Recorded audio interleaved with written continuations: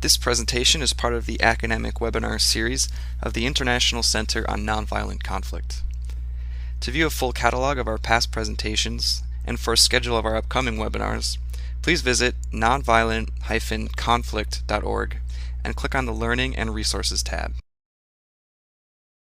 Hello everyone, thank you for joining us today and welcome to the International Center on Nonviolent Conflict academic webinar series.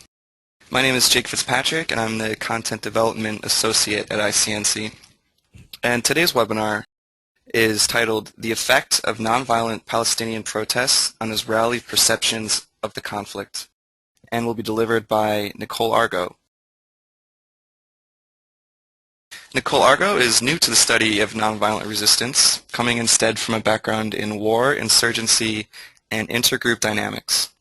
She's one of the few experts on political resistance and rebellion that has spoken and lived with militants. Her interest is in understanding motivations. Through ethnography and surveys, her work shows that militants and non-militants alike are often more concerned about the process of a conflict than its outcome, focusing on dignity and justice as much as strategic ends. In her interviews, pro-social intergroup emotions often motivated willingness to engage in fighting, as well as costly nonviolent resistance. Nichole has published peer-reviewed articles and chapters in top publications, as well as policy and cultural magazines such as MIT's Audits of Conventional Wisdom, the Chronicle of Higher Education, Jerusalem Post, and Bomb magazine. In addition to academic work and popular writing, Nichole has consulted with governments, media groups, and policy think tanks such as the U.S. Department of Defense, Exclusive Analysis, Monitor Group, and the Alliance of Civilizations Media Fund. Nichole has an MA in International Policy Studies from Stanford University. Her doctorate in social psychology will be from the New School for Social Research. With that, I'd like to hand it over to Nichole.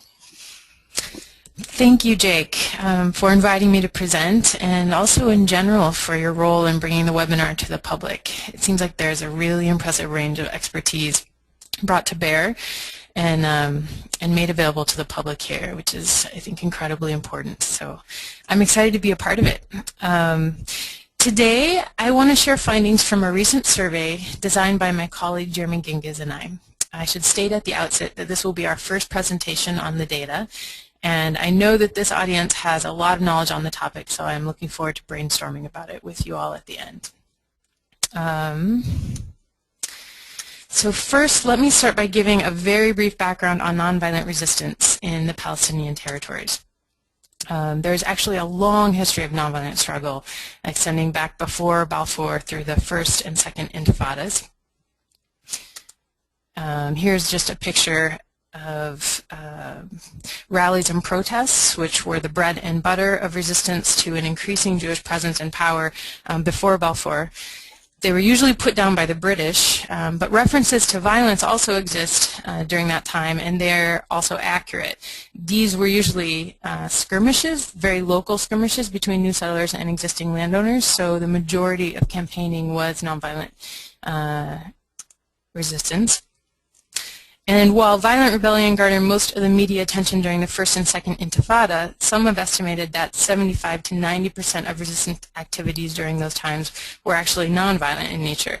Brian Barber includes a list of almost 100 activities, which ranged from visiting injured people in the hospital to hanging posters to providing water for people during times of siege. Pretty much anything in daily life that was pro-social for the group that wasn't actually, throwing stones or responding violently to Israeli soldiers.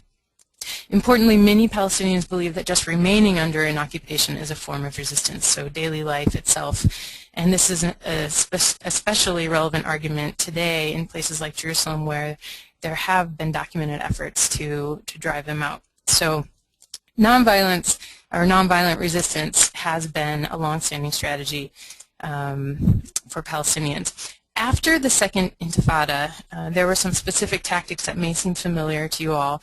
These include participation by the entire population, such as in the case of the old women who would encircle a building targeted for assassination so that the IDF would not strike.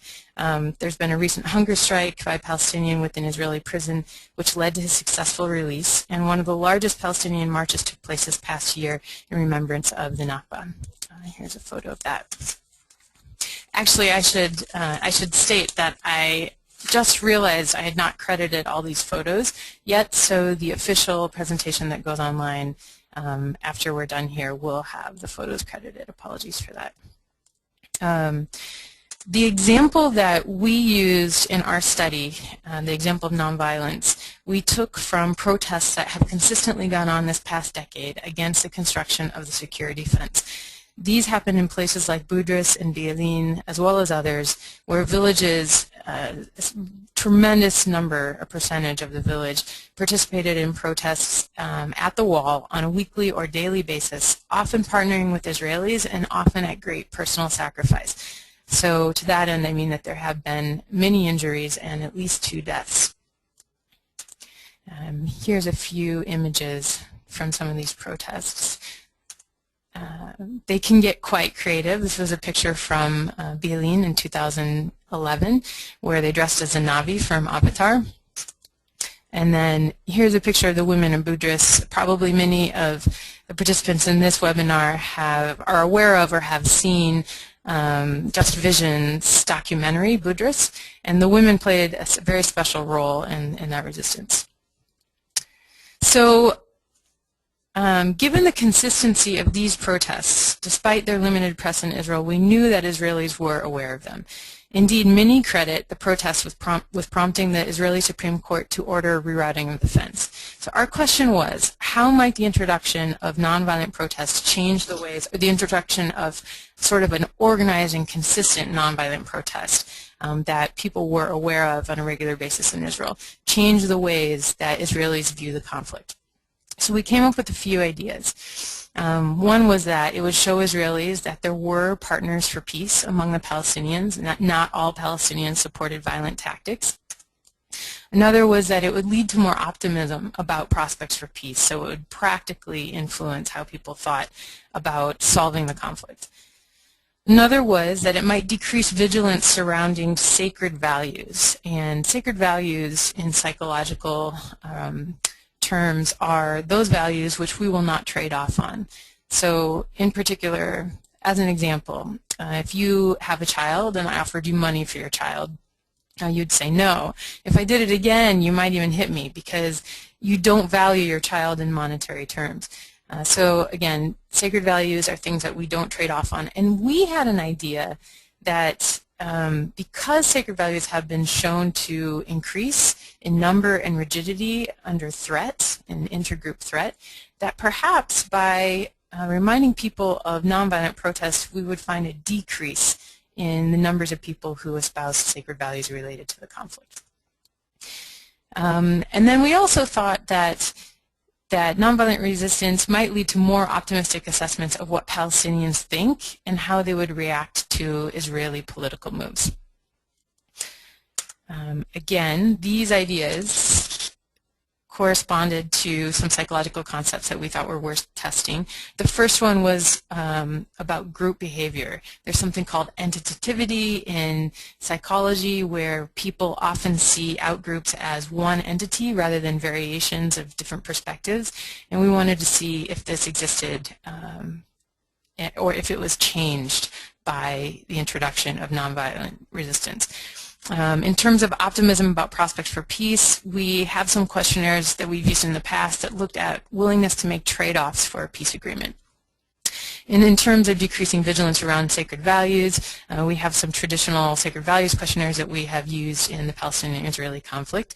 And then in terms of assessments of how Palestinians think and would react to political moves, there are a bunch of questions of theory of mind that we decided to use for the survey. Theory of mind is just how we think others think. So we developed these survey questions, and I'm going to provide a few examples of them here.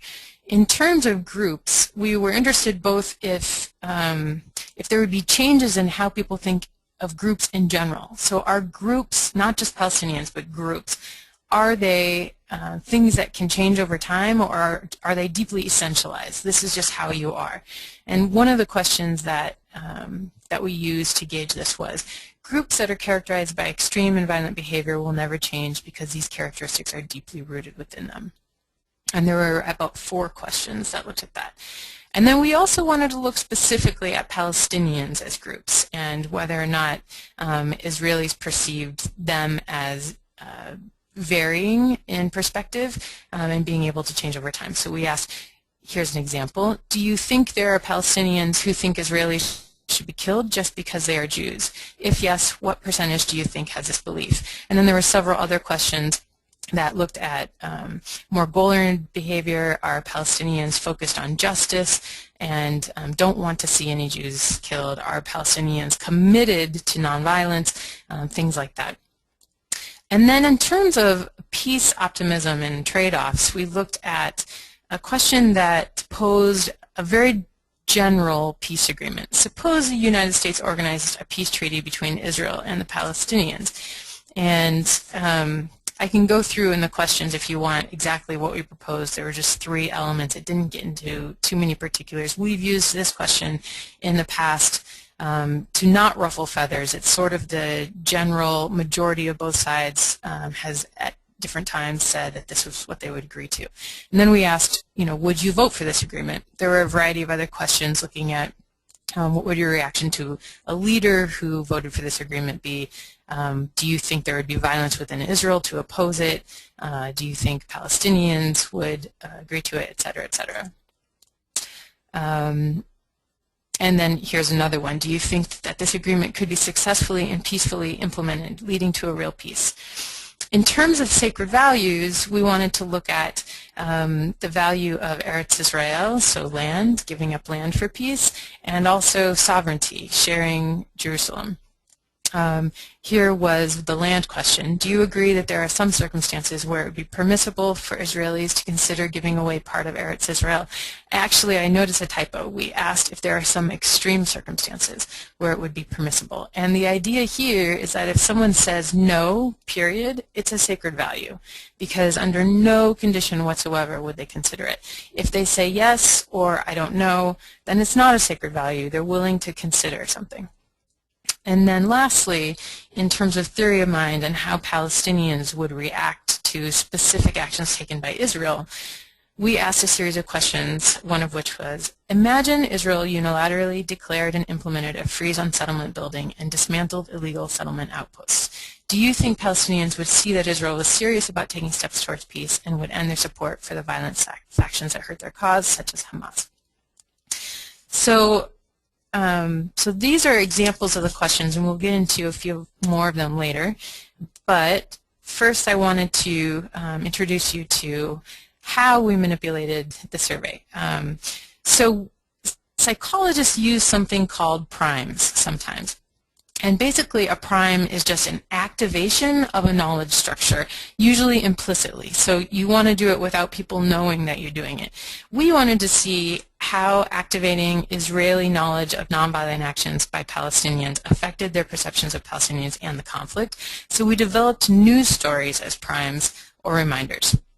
And basically everybody heard at least 2 news pieces. One was about the high living costs in Israel. The other one was about traffic accidents in Israel. Both of these are non-group related, non-Palestinian related themes that are pretty important to Israelis because they're negative and something that needs to be corrected. So they would start, the interviews would begin with these 2 paragraphs, news pieces, and then you would get a question, how important is this issue to you? Then there would be a third article in at least 2 conditions. A third article that would either talk about nonviolent protest or violent protest. In the control condition, there was no third article. It was just these articles about Israeli life. The nonviolent and violent protest articles were written to match protests that have actually occurred in places like Budris and Beilin, and they were also matched for levels of sacrifice. So what do I mean by that? What we tried to depict was the normal scenario of a group of people who come regularly, who may sit in front of a tree that is about to be bulldozed, who won't leave when the soldiers tell them to, but who are not using violence. So they're not throwing stones, they're not doing anything. So again, we're matching for what has been reported on already in the news. The violent protest articles have a similar structure and word length, but the difference is violence is used within the protests. Again, all articles have the same word count, whether it be the non-protest articles or the protest articles. Okay, so here's an example of the nonviolent protest prime. Again, it was written to resemble the protests that were ongoing, so there was no reference to a specific date or place or time. And it begins, as you may know, some Palestinians in the West Bank have been peacefully protesting against the positioning of the security fence, which has taken away the lands and fields of many Palestinian villages. Every week, and sometimes every day, these Palestinians walk to the side of the fence and try to reach their lost lands. Some tie themselves to bulldozers. One of their leaders says, "We have chosen another way, to protest nonviolently to carry a message of hope and real partnership between Palestinians and Israelis in the face of oppression and injustice." So an example of the violent protest begins similarly and has the same structure, but there are, as you'll note, significant differences. As you may know, some Palestinians in the West Bank have been violently protesting against the positioning of the security fence. Every week, and sometimes every day, these militants plan and carry out acts of violence to confront the army, halt construction on the fence, and try to free the lost lands. And then we always noted something that a leader says. One of their leaders says, if land is occupied, Muslims have a right and a duty to resist that occupation. A military occupation is rightly resisted militarily. As you can see, I left out a few sentences in the ellipses, but these were mostly, well, they were all controlled for again. We just wanted to focus on what was happening, what a leader would say to give sort of an ideological background that was either very peaceful or willing to use violence. And then at the end, both of them discussed the sacrifices that protesters had made. Okay, so we did the survey this past July on the 26th and 27th, and just to give you a visual of the structure of the survey, it was a phone survey with 603 respondents that were randomly selected from a national phone list, 294 of whom were female, and the survey could take anywhere between 15 and 30 minutes. It began with the news primes, which was the reading of these 2 to 3 stories. 200 of the subjects were in the control condition, 200 in the nonviolent protest condition, and 200 in the violent protest condition. After the news primes and after being asked how important those issues were to the respondents, we went into a series of questions on group beliefs and then questions on trade-offs for peace, a few questions on sacred values, and lastly, demographics. It's really important to talk about the political context at the time of the survey. So there were both Palestinian and external reminders of violence and continuation of conflict ongoing at that time. Anybody who wants to, we can spend more time on this slide later. For now, I think I'm going to move forward to the results, but suffice it to say that there had been clashes in Gaza in March, so a few months before the survey. There were rockets being sent into Israel for 3 days at that time. And then there was resulting sort of civilian violence that was presumably related. In June, just 1 month, maybe actually a month and a half before the survey, an Israeli soldier was killed by a militant from Gaza who was trying to infiltrate. There were plans to build new settler homes, and then there was a goodwill gesture handing over the bodies of 91 Palestinian suicide bombers as part of goodwill gesture to Abbas to revive the peace talks. So there were constant reminders of the conflict, and violence were part of those reminders. Initially, as many will recall, there were threats from Egypt and even deaths related to that, and Iran was also a big subject at the time. So security and violence definitely in the air during the time of the survey. Okay, so what did we expect? In terms of which prime would negatively impact outcomes, we sort of intuitively hypothesized that violence would lead to the most negative perceptions of Palestinians and the conflict, followed by the control condition where Palestinians weren't referenced at all, since it's sort of the status quo. We assumed that priming nonviolent protest would seem refreshing and hopeful, and would therefore lead respondents to be more positive about things like group change, Palestinians, prospects for peace, etc. And then we plan to test these hypotheses using contrasts, and these are basically statistical measures of significant differences between groups.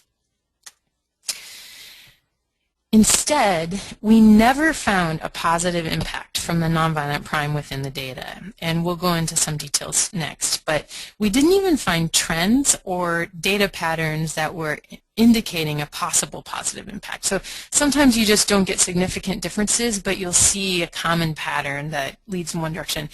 Basically, the nonviolent protest prime never led to a positive effect for any of our variables, and of course this kind of floored us. Often, indeed, the nonviolent prime led to small but significant negative effects, and more so than both control and violent primes. Okay, so as I walk you through these examples, I just want to let you know that everything reported is statistically significant below a 5% probability. This first question was, do you think there are any Palestinians who think Israelis should be killed just because they are Jews? If yes, what percentage of Palestinians do you think has this belief? Surprisingly, reminders of nonviolent protests led to the highest estimations of the percentage of Palestinians who would support killing Israelis because of who they are rather than what they do. And frankly, that number is high. It's a little over 50%, 55%. Moreover, violent Palestinian protests led to the lowest estimated percentage, although when I say that, you should keep in mind that the differences between the violent condition and the control condition where Palestinians were not referenced at all are not statistically significant. So this is more just a pattern.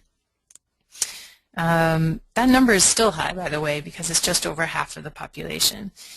So we were wondering what causes this, and we still don't know, and hope to brainstorm some of this with you. But one thought was that it could be that reminders of both nonviolent protests and violent protests activate awareness of the opposite known Palestinian representations, and that these drive the response. So if you tell me that there's this nonviolent protest going on, the first thing my mind does is say, oh, but that's not all of them. I also know there's violence going on. And then when I answer the question, I'm thinking about the violence. Or if you tell me about a violent protest, I'm saying, yeah, but you know what? Not all Palestinians are like that. I know these examples. And then I'm answering the question thinking about the nonviolence. So this is just a conjecture, but it would explain why the control condition was, somewhat in the middle or between them. So here is another question within the group section that had surprising responses. This was trying to gauge how Israelis perceive Palestinian intent, and the question was, do you think there are any Palestinians who believe that the goal of resistance is to see justice for Palestinians and not to kill Israelis? If yes, what percentage of Palestinians do you think has this belief? Here, in a question that characterized Palestinians as hating the political situation but not Israelis themselves, nonviolent protest reminders led to the lowest estimate, about 39%. Reminders of violent protest prompted a higher estimate, about 44%. And when nothing Palestinian was activated at all, the estimate grew to more than 47%.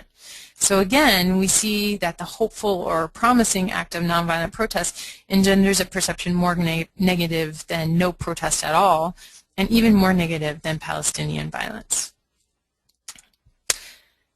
Okay, so as I mentioned before, sovereignty over Jerusalem is considered a sacred value, or a value that won't be traded off on, for a subset of Israelis.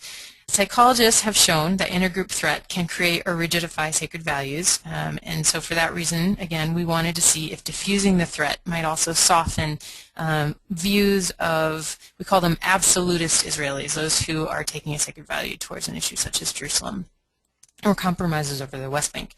So here the question was, do you agree that there are some extreme circumstances where it would be permissible for Israelis to consider sharing sovereignty over Jerusalem? No represents a sacred value because it's a refusal to compromise no matter what. And as you can see, reminders of nonviolent protest led to more no answers than did reminders of violent protest, or no Palestinian reminder at all.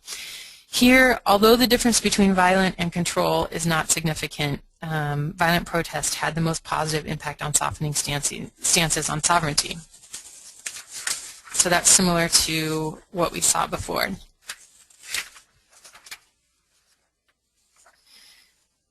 Okay, continuing. In this last question, we were interested in finding out what Israelis would think Palestinians would think and do as a result of actions they may take towards a peace agreement. So we looked at the issue of settlement freeze. And here, the question was, imagine that Israel unilaterally declared and implemented a freeze on settlement building and dismantled illegal settlement outposts. How do you think Palestinians would respond? Do you think Palestinians would see this as a triumph and use the victory to gather momentum for more attacks against Israel? And 1 equals yes, 2 equals no. So again, we find that the nonviolent prime led to more yes answers, that Palestinians would view it as a triumph and then attack. The violent condition led to fewer, and then control was somewhere in between. So we find this common pattern, which is, a little difficult. In summary, nonviolent protest reminders led to small but statistically significant negative effects. Sometimes violence led to the least negative impact, which was surprising. And our thoughts were, again, that perhaps whenever confronted with a violent or nonviolent representation, respondents pull up opposite stories.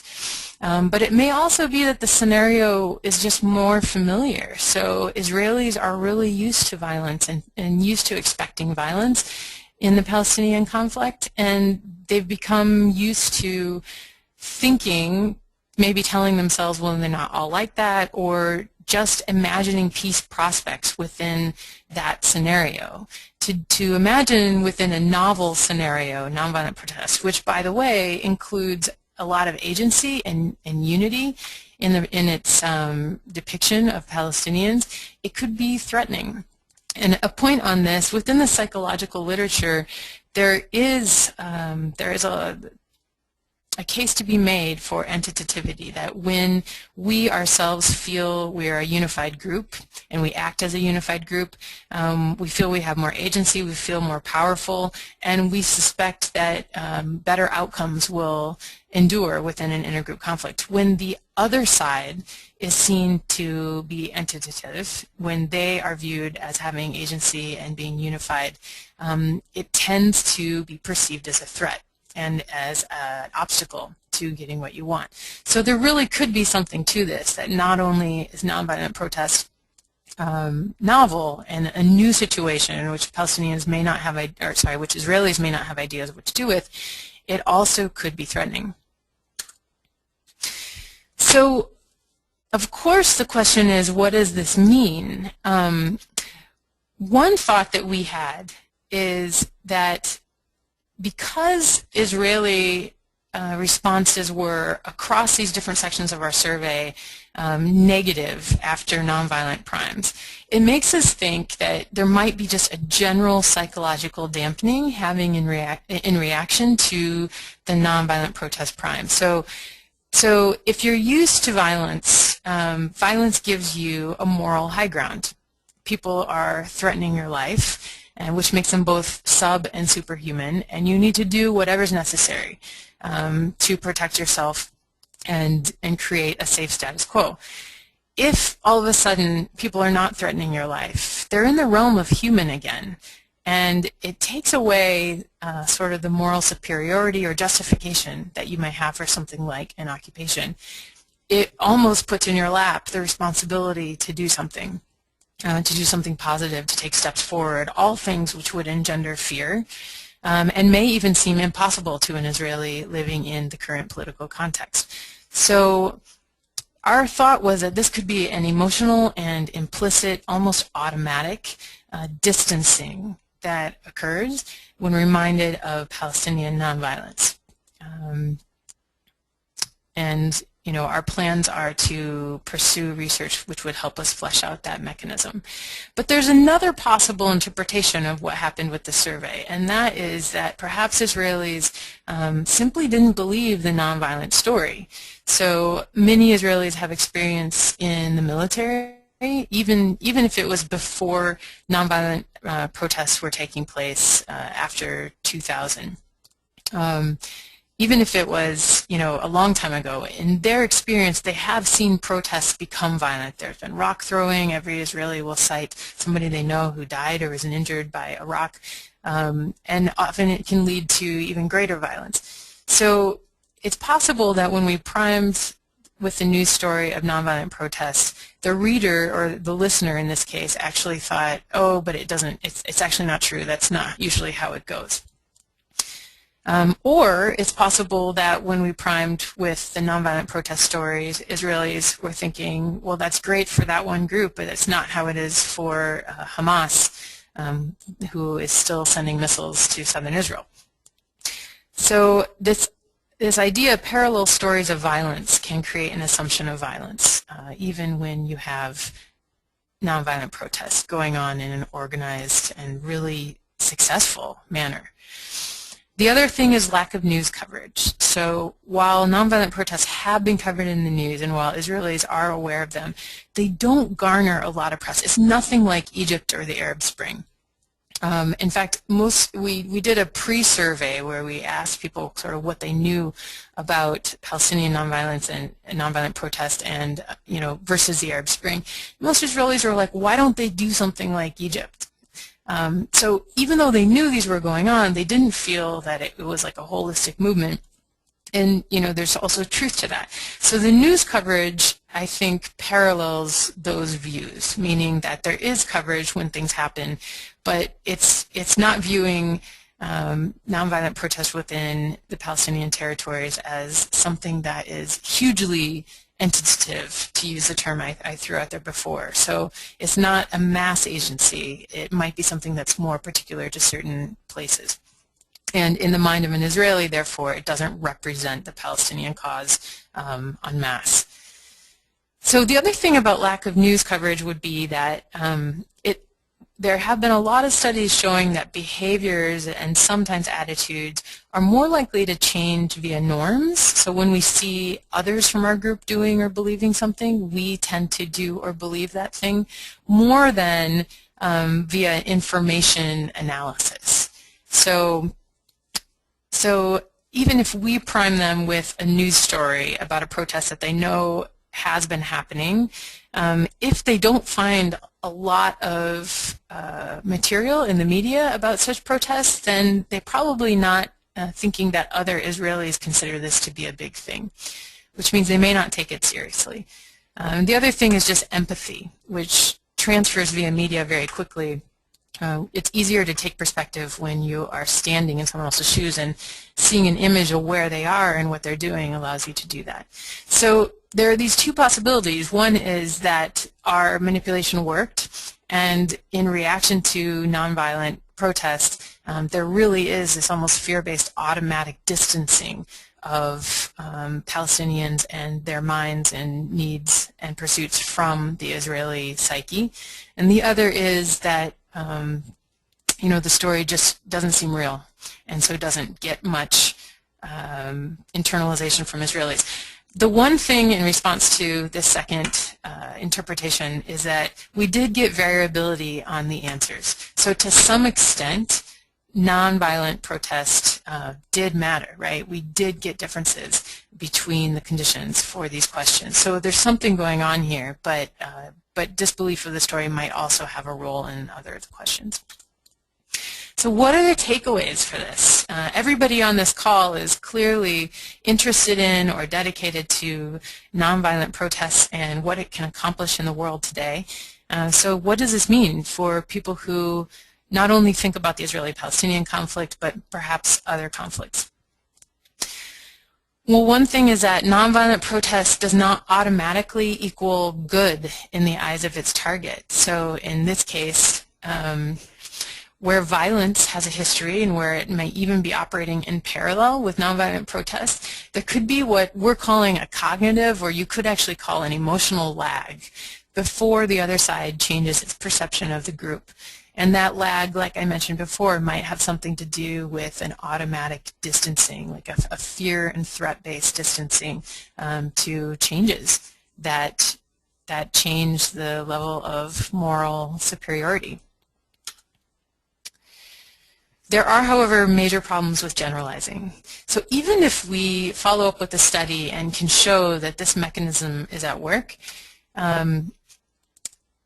places where there's not a long-standing history of violence or a co-occurring history of violence as a tactic in the conflict just may not suffer this, right? So if you're looking at, for instance, Egypt, where there had been this status quo, violence was always in the hand of the government, but nowhere else. When the tables were turned, really a lot of people describe that country as being as one against a certain government. Now today we can say the group divisions have grown and transformed, but at least at the onset when the tactics were being used and successfully deposed a leader, there was this sense, that a civilian in Tahrir Square would look at a soldier and they would be on the same side. So violence or nonviolence was new and was not competing, at least in large-scale perception, with violent tactics. And the other thing is that intergroup dynamics may be quite different than intragroup dynamics. So when it's a country revolting against its leader versus one nation against another nation, it's very possible that the way a psychological way that we perceive in-groups and out-groups could influence how we internalize and perceive a nonviolent protest from the out-group. So with that, I'm going to close, but like I said, this is our first presentation of data, and I'm really curious as to questions and thoughts about what could be going on here. Thank you so much. All right, thank you, Nichole. So now we're going to go to the question and answer portion. One thing I think, Nichole, that would be interesting for a future discussion would be looking at how Palestinians themselves perceive Palestinian violent versus nonviolent campaigns. So maybe for a future discussion. It's a great thought. In fact, it was our original plan to do both surveys at the same time, but for a bunch of design reasons, we decided to go one before the other and see what came of it. So yeah, it's a great idea. Great. So we have a hand raised. Dan, I'm going to unmute you now. You can go ahead with your question. Hi, excellent brief. I'm wondering how much their values shape their sacred values, and through which lens they see the world, and how this can influence their behavior, and if nonviolence is seen as something irresponsible or suicidal, especially when defending one's honor. That's all I have. There's two thoughts in there that seem really worthy to me. I didn't talk a lot about demographics in our survey, but we did ask questions about religion and how strong one's beliefs were, how often they prayed, and how often they went publicly to a place of prayer or religious activity. So we also have questions about who is living in settlements in the West Bank and who's in Israel proper, and then conservative and liberal, etc. So we have a few covariates, I guess. We have a few questions which we can use to see how they impact answers to some of these questions, and I can tell you off the bat, I didn't present it here, but liberal, being more, we didn't use the term liberal, but being more left or being more right definitely influences these questions, and where you live. So if you're living in a settlement, it of course led to different answers than if you were living in Israel proper. So your question is right on, that beliefs and values do impact how one would view sacred values and how one would view the answers to some of these questions. We didn't, however, find interactions with nonviolence. So we expected that when we would put, say, if you lived in a settlement or if you were really conservative, alongside nonviolent versus violent, that we would see these things influence people with these beliefs differently, and we didn't. So to your second question, which was, might nonviolent protest be perceived as weak, especially for someone who if their value is sacred, they're willing to die for it. So if someone else wasn't willing to die for their value, would you think lesser of them? Or if you thought that, they're willing to die for something that's not effective, would you think lesser of them?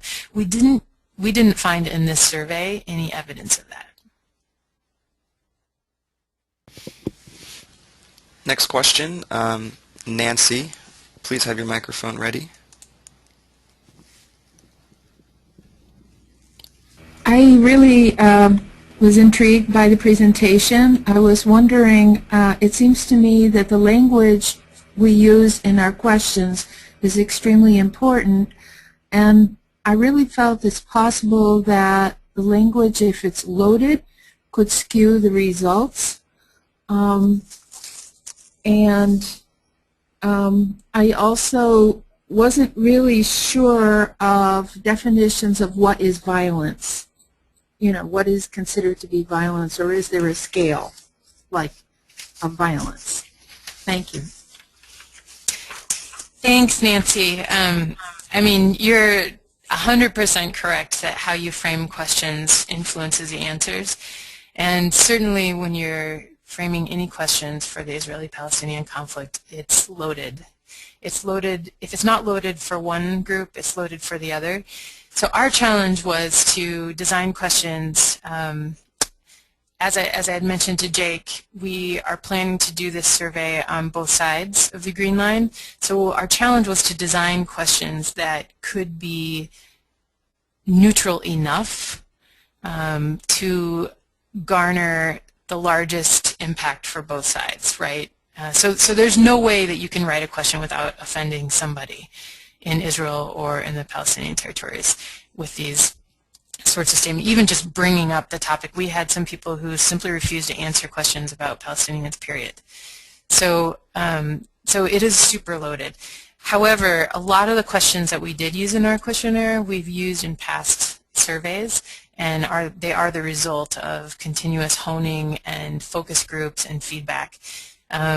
So I guess I'm saying to you two things. Number one, yes, you have to be really careful about loaded questions because they can skew answers.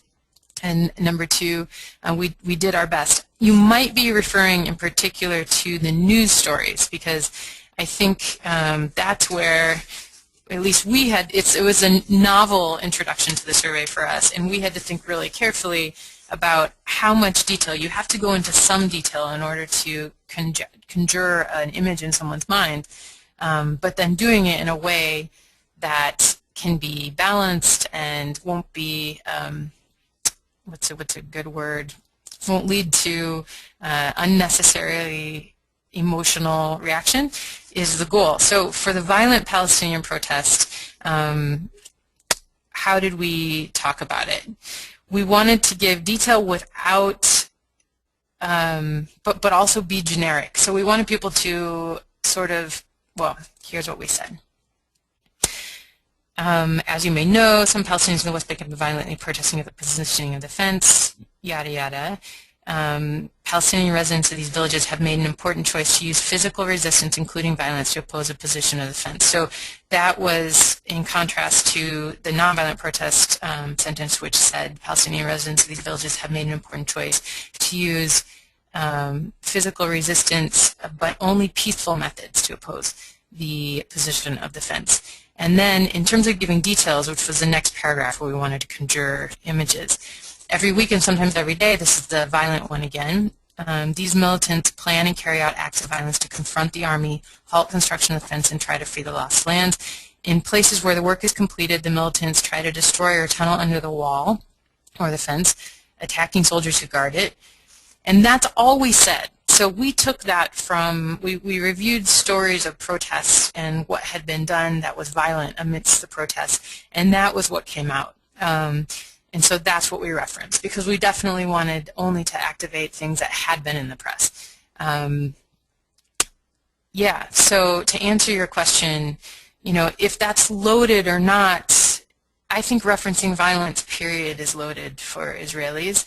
And that's part of what we're looking at. If those loadings would influence how they perceive Palestinians, I think the shock here is that even with activating violence, with all of the loadedness that it may entail, we had more positive perceptions of Palestinians than when we activate nonviolent protests.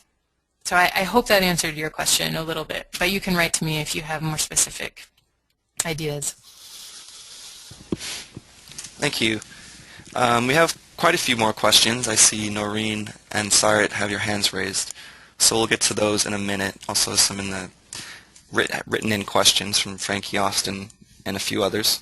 But there's a question I wanted to ask you that's kind of a synthesis of my own question and my colleague, Dr. Bartkowski, who's also listening, which is, based on your findings, if these nonviolent campaigns to actually create a negative perception, what do you think are some of the takeaways for Palestinians that are involved in a civil resistance campaign to have the reverse effect? So are there any strategic lessons that can be taken away from this in terms of, do they continue using the same tactics and strategies, or do they need to shift the conduct? And just kind of as an add-on, you mentioned that when people are engaged in a nonviolent campaign, it takes away this dehumanization that can happen that is often required for groups engaged in a military campaign. So what do you think would be the lesson in order to have the reverse effect, to connotate nonviolent struggle with positive perceptions? I think that is the golden question, and I have some ideas, but I would, of course, I want to emphasize that I don't know, that we don't know, and that would, you know, in order to confidently and scientifically say, what I would want to do actually is interview some of the soldiers who have been in the successfully nonviolent protests to see, for instance, did their responses on this type of survey mirror what we found in terms of averages, or were they changed by the literal experience of seeing these people, looking in their eyes, understanding what they were doing, respecting them for you know, staying together and not resorting to violence when things get hard, etc. I think interviews and sort of in-depth discussions could be helpful, and particularly with soldiers versus a population that may not be as exposed to what's going on, right? So to answer your question of what should they do, first of all, this is a one-shot survey looking at reactions in a population where, as I mentioned, the media has not focused on these protests in particular, where a lot of Israelis don't think that these protests are what led to the Israeli Supreme Court rerouting the wall, where in the Israeli mind, at least, it's not clear that other Israeli minds think this is significant. So I would say that Palestinian protesters don't need to change so much. I was really impressed, like the Navi, taking on the costumes and being creative. And if you watch Budris or any of these upcoming documentaries that are up for Oscars, you know, it's really impressive what is going on out there. And I don't think that it should be changed. I think what needs to change is Israeli awareness of it and interaction with it. So the more Israelis that become involved and meet these Palestinians, potentially the more changes will be made. And in terms of, since obviously those Israelis would be self-selecting, they'll tend to be liberal, etc. And in terms of media, getting the images and the stories out, that I don't know. That I guess I would want to talk to somebody who's a media specialist about, is how do you do it. And my somewhat non-optimistic answer is that media takes its cues from political possibility. So if we were to see cues from the top, literally from the Netanyahu government, that Palestinians were being taken seriously and that nonviolent protest was leaving an impact, I bet you there would be more media coverage and different, more qualitative media coverage, which then might engender responses amongst Israelis.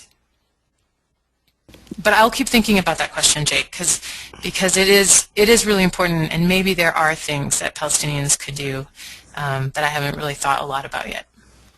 Absolutely, yeah. That's kind of, you can't really draw that absolute conclusion from this kind of study. So I just wanted to hear some thoughts on that. Our next question is Noreen. Noreen, you are now unmuted. Okay, thanks. So I have more of a comment and a question. You talked about the crystallization of consensus and how that could work in changing Israeli perception of the nonviolent protest. So whatever is in the media, in the Israeli media, if someone, if they report about these nonviolent protests, or if more people believe in it, then they would actually orient themselves to take nonviolent protests seriously. I just want to ask your thoughts regarding a possible solution could be that nonviolence protests on the part of Palestinians relies largely on global non-silence. I feel like if more people, because we can't just keep talking about the media, definitely the political aspects of the media is important, and we should take note of it. But there are other platforms that we can consider, Facebook and all that. So yeah, what are your thoughts on us relying on global non-silence as an alternative to reorienting Israeli perceptions on the nonviolence protest?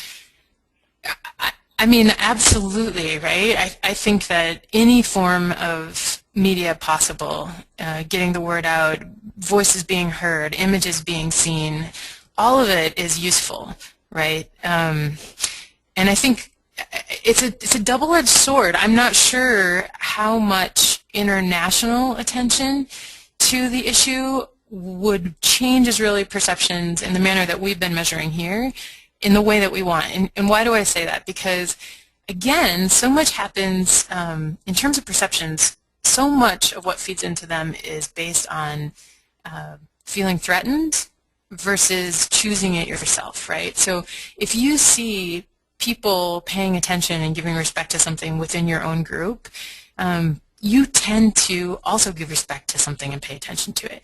But if other people are sort of damning you in a way by telling you, how can you not be reacting to this? Why aren't you engaging this? It sort of goes to that moral superiority inferiority thing again, where all of a sudden it's like, oh, you're saying this is my fault now, that I'm responsible for whatever, and you might get a distancing reaction again. Again, this is conjecture, but I think number one, yes, absolutely, all forms of social media and international media are important and good. And this also goes to Jake's question, what I'm about to say here. I to some degree, am not depressed about these findings, and here's why. At first, of course, you're like, what? I can't believe this. And then we're thinking, if anything, this kind of study should just say, if things aren't changing, there are psychological barriers you should be aware of, and just keep pressing, because they can't stay like that forever.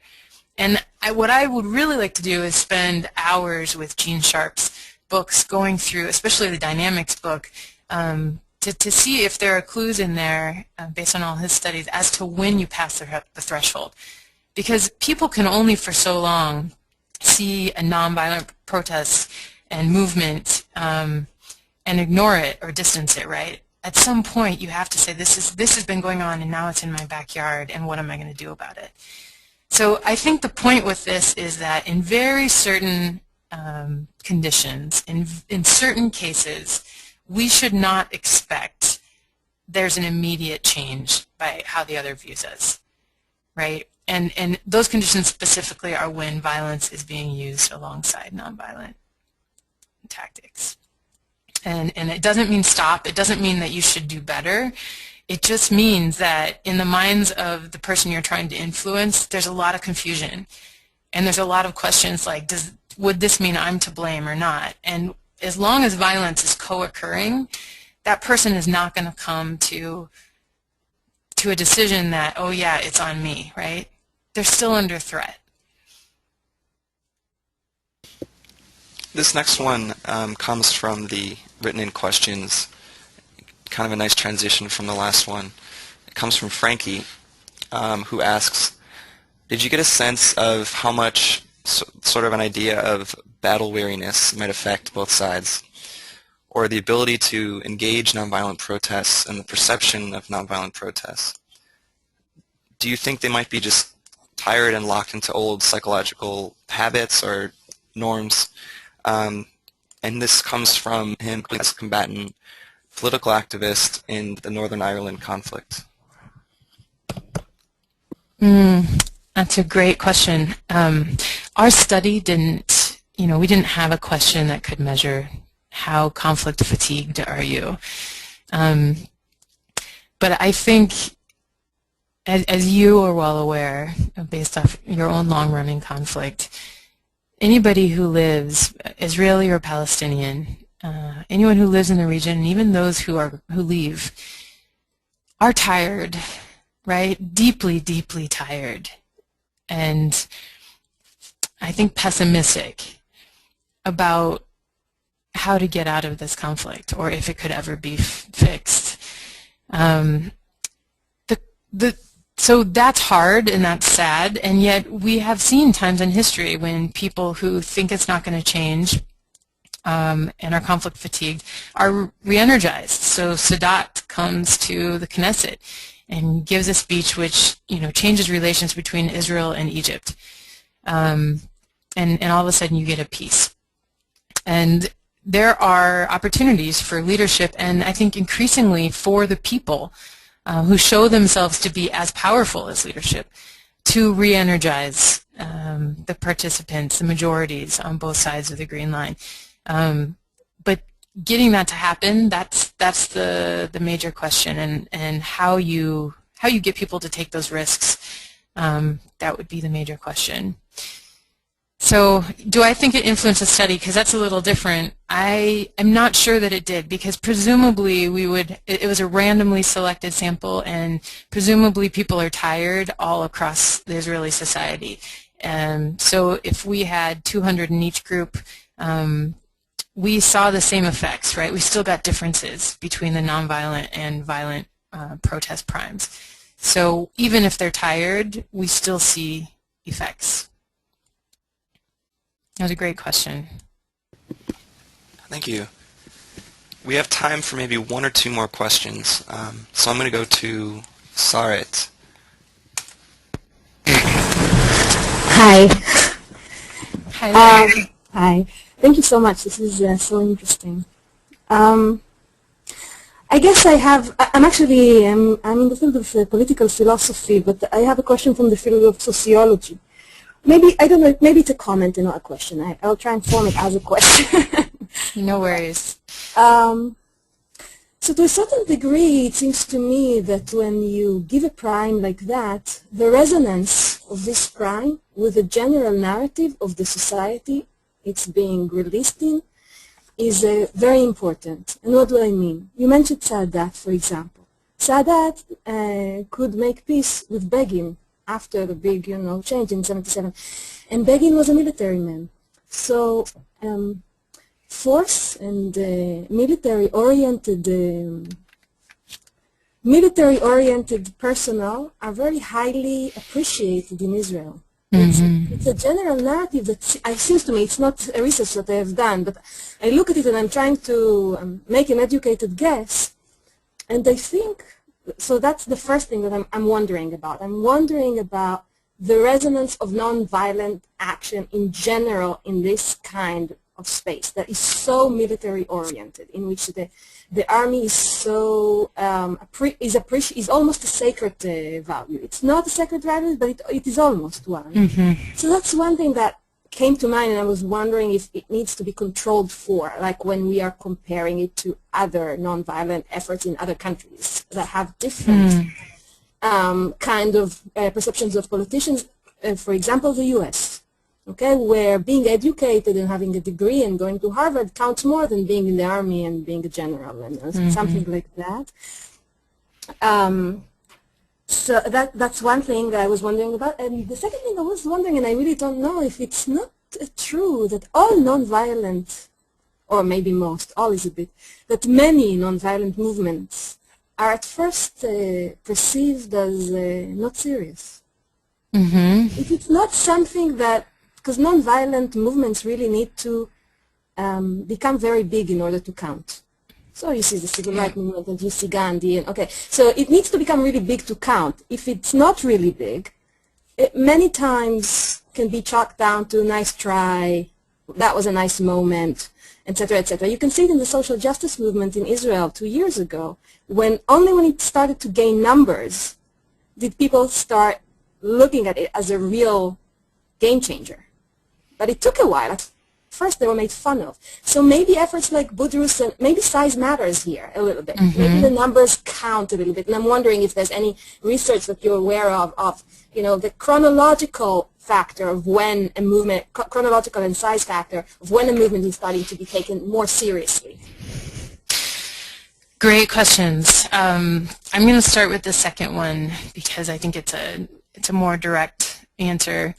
We were interested in sort of the process, and that's one reason why we kept thinking, nobody's really looking at how nonviolent protest is affecting the target players, and we have a lot of assumptions. There is discussion about how it affects soldiers or the military within a country when you're trying to overthrow a leader, but less so in the intergroup context. So we wanted to get at that, like what is the process? And I think to some extent this survey, when it's published, its contribution will be to say that part of the process is to not immediately bowl over your opponent. You don't immediately change the status quo or expectations, etc., within a conflict by taking on these tactics. You should expect it to take a while. And that's good to know in advance, right? In terms of when the snowball thresholds, I don't have an answer to that. Somebody else who is in the audience today might have one, but I certainly concur that large numbers seem to matter. And this gets at that psychological concept of entitativity that I was talking about earlier. The studies are very clear on this, that when the other group is perceived to be unified and an agent, when they are making gains and seen as one entity, they're seen to be powerful and a force to reckon with. So the fact that nonviolent protest has not snowballed more, has not snowballed beyond just these communities trying to save their villages from the wall and into like a larger political force, I think, ostensibly and importantly overcoming violence. I think that is the real problem for Palestinians. And that might explain these answers. But to your question as to exactly what number that occurs at, and I don't know. But if someone else wants to comment, please.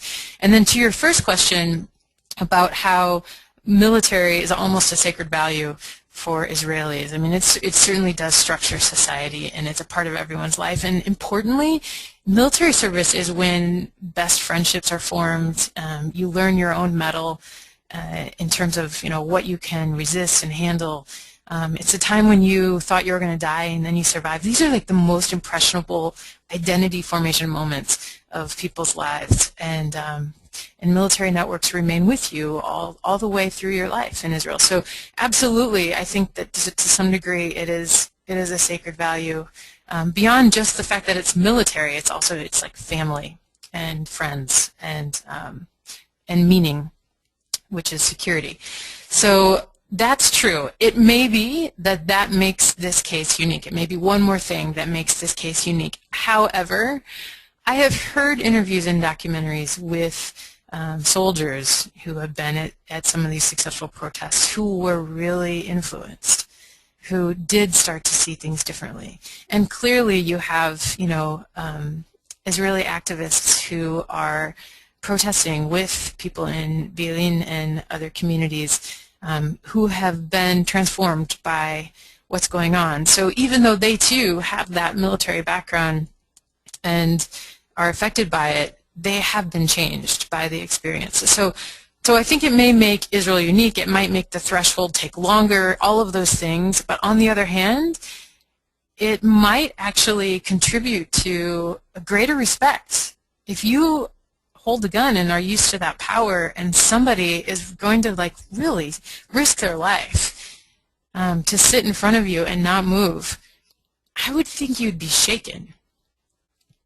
And I think the question here is maybe you are shaken, and maybe that's what's so troubling and causes the distancing for Israelis, because it would mean that this really big and important source of power wouldn't have the same power that one had always thought.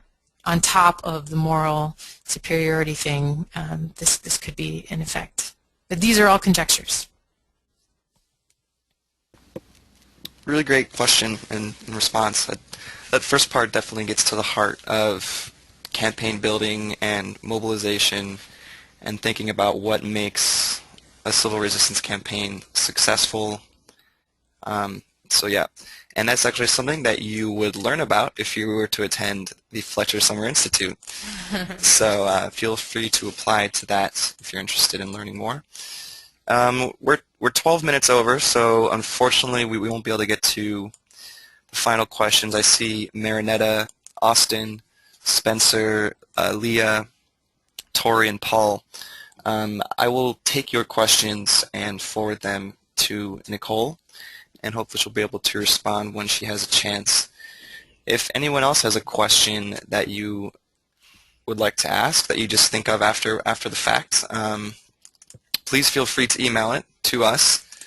I'm going to put up our email address right now. So you can email that to webinar@nonviolent-conflict.org. And before we wrap up, I want to give you a chance, Nichole, if you have any final comments or takeaways or anything else you wanted to mention before we finish.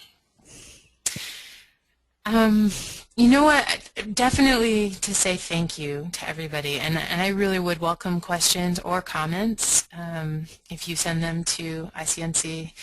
I think they'll forward them on here. Any thinking on this matter will be helpful to us, because you know we get now the privilege of writing this up and framing it and probably doing a little more research to give it a context. So thank you for those who have already participated, and if anyone still wants to, we welcome it.